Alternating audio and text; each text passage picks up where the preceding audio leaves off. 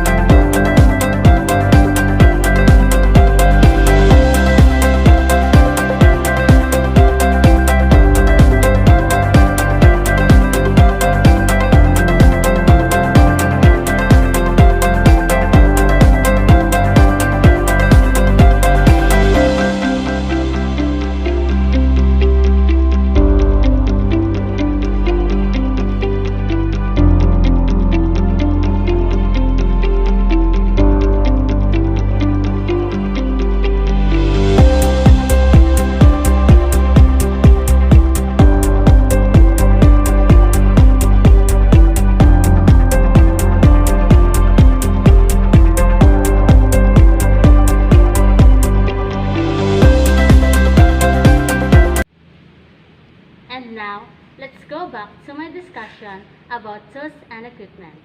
So let's proceed to the basic electrical hand tools and equipment in electrical installation and maintenance. So first, we have hammers. These are tools used in driving or pounding and pulling out nails. They are made of hard steel, wood, plastic, and rubber. And then, we have pliers.